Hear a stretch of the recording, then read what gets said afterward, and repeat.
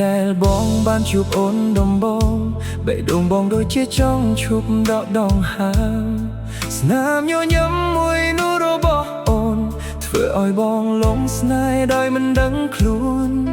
បងជាកូនអ្នកព្រៃវែងសាមយន្តគ្មានអ្វីក្រៅពីចិត្តស្មោះស្រឡាញ់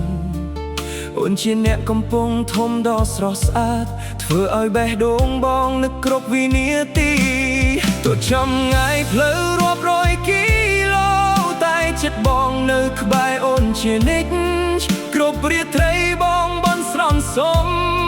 ឲ្យស្នេហ៍យើងនៅគង់វង្សអ្នកព្រៃវែងជួបស្នេហ៍អ្នកកំពុងធំស្រឡាញ់អូនលើសវ័យវ័យទាំងអស់ទោះភ្នំទោះទន្លេឬផ្លូវឆ្ងាយប៉ុណ្ណាក៏មិនអាចបំបែកចិត្តស្នេហ៍យើងបានអ្នកព្រៃវែងអ្នកនេះសន្យានឹងថែស្នេហ៍អូនរហូតអស់ជីវិតបើមានថ្ងៃមួយយើងបានរួមរស់បងនឹងធ្វើឲ្យអូនមានសុខផងកូន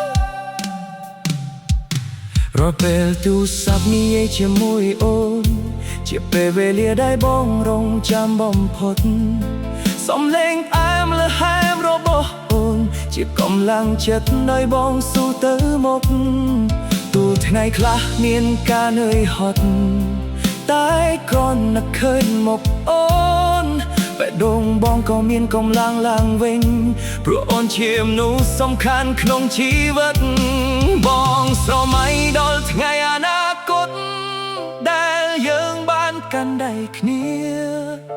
ពីព្រៃវែងទៅកំពង់ធំសរសេររឿងស្នេហ៍របស់យើងជាមួយគ្នាអ្នកព្រៃវែងជួបស្នេហ៍ដែលកំពង់ធំ